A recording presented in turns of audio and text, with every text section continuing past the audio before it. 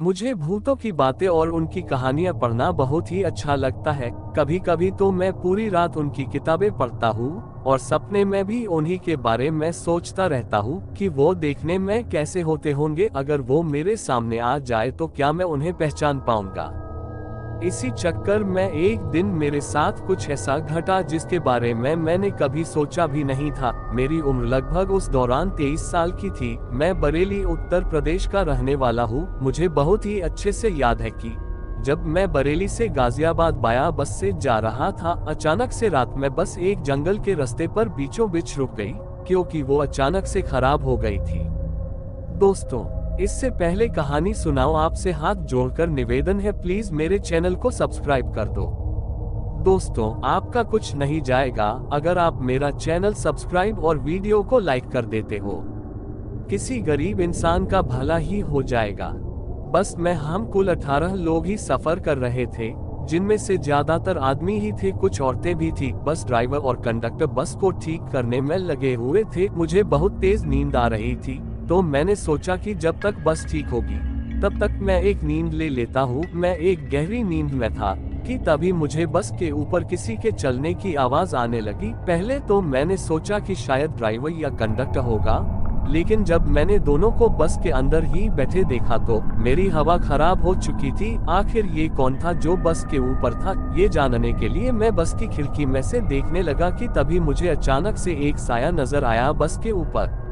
मैं एकदम से बस के अंदर हो गया और ये सोचने लग गया कि ये क्या था जो मैंने बस के ऊपर देखा था। तभी मैंने अपनी बगल वाली सीट पर बैठे हुए आदमी से कहा कि बस के ऊपर कोई है। उसने मेरी बात को नजरअंदाज कर दिया और फिर से सो गया। किसी को भी वो आवाज सुनाई नहीं दे रही थी जो कि मुझे दे रही थी, लेकिन मेरी तो अब नींद ही भाग चुकी थी। मैं क्या करूं क्या ना करूं यही सोच रहा था कि अचानक से बस के आगे कोई कूद पड़ा। ऊपर से मैं एकदम से खड़ा हुआ सीट से और देखा कि कौन है जो बस के आगे कूदा है। मैं बस से हिम्मत करके उतरा, लेकिन मुझे कोई भी नजर नहीं आया। सब बस में बैठे सो रहे थे, लेकिन मैंने बस के चारों ओर देखा कि कौन था, पर मुझे कोई भी नजर नहीं आया।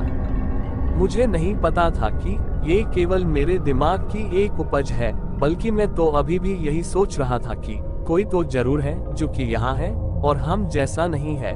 तभी मैंने कुछ दूर चांद की रोशनी में किसी को खड़ा देखा, तो मैं उसकी ओर बढ़ने लग गया, लेकिन वो वहां से नहीं हटा और चुपचाप खड़ा रहा।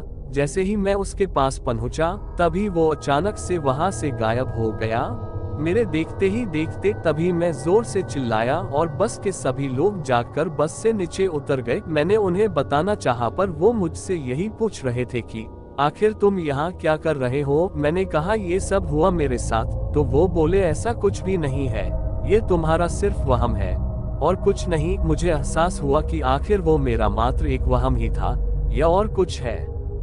ये बहुत समय पहले की बात है। उस समय सभी को ऐसा लगता था कि हमें रात के समय में नहीं जाना चाहिए, क्योंकि इससे समस्या आ सकती है।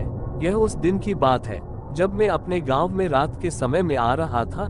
इसकी वजह थी उस दिन जिस ट्रेन से आ रहा था वह पहले से ही कुछ घंटे देरी से चल रही थी, जिसकी वजह से रात होनी तय थी। अब कुछ नहीं किया जा सकता था। जब स्टेशन पर पहुंचा तो उस जगह से मेरे गांव की दूरी 20 किलोमीटर थी। दिन के समय में आसानी से जाया जा सकता था, मगर अभी रात हो गई थी। कोई सवारी मिल जाए तो अच्छा ही होगा, मगर बहुत देर तक इंतजार करने पर एक बस आती है। वह बस हमारे गांव के सामने से होकर जाती है, जिसके बाद मुझे गांव में जाने के लिए 2 किलोमीटर की दूरी तय करनी थी। कुछ देर बाद ही बस ने मुझे गांव के बाहर उतार दिया था। अब अकेले ही गांव में जाना था, इसलिए अब कुछ भी सोचना बेकार ही था। अब अकेला ही पैदल जाना था, इसलिए गांव की ओर चल दिया था। डर इस बात का था कि कोई भी नजर नहीं आ रहा था। अब अकेला ही चलना था, इसलिए अकेला ही जा रहा था। लेकिन मुझे ऐसा भी लग रहा था कि कोई मेरे पीछे आ रहा है। वह कौन हो सकता है? लेकिन जब पीछे देखा तो कोई नहीं था। ऐसा क्यों हो रहा था, कुछ भी समझ नहीं आ रहा था, मगर मेरा ख्याल ऐसा था कि कोई तो है जो मेरे पीछे आ रहा है, क्योंकि उसके कदमों की आवाज मुझे आ रही थी। मैं कुछ देर रुक गया। अब मुझे समझना था कि कौन मेरे पीछे चल रहा है। फिर कोई आवाज नहीं आती है, अभी तो आवाज आ रही थी। यही बात मुझे सोचने पर मजबूर कर रही थी। फिर सोचा कि अब मुझे चलना चाहिए क्योंकि अब मुझे आवाज नहीं आ रही थी। कुछ देर बाद फिर से वही लग रहा था। वह आवाज मेरे पीछे से आ रही थी, ऐसा भी लग रहा था वह मेरे पास है। ये कैसे हो सकता है, कोई नजर नहीं आता है, फिर भी कोई है जो मेरे साथ में है। किसी ने मेरे हाथ को पकड़ा था। ऐसा होते ही अब डर बहुत बढ़ गया था। अब कुछ नहीं हो सकता था। अब तो भागने में ही भलाई थी। उस जगह से भागने पर ही बचा जा सकता था, इसलिए भगाते हुए अपने गांव के घर में पहुंच गया था। क्योंकि अब डर बहुत ज्यादा लग रहा था। इस डर का सामना मुझे ही करना है। जब घर पहुंचकर यह बात बताई तो कोई भी यकीन नहीं कर रहा था, क्योंकि आज तक किसी के भी यह सब कुछ नहीं हुआ था। लेकिन वह बात आज भी याद आती है तो बहुत डर लगता है। अगर आपके साथ भी ऐसा हुआ है तो जरूर बताएं।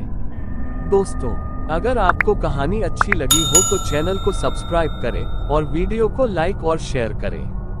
Thanks for watching.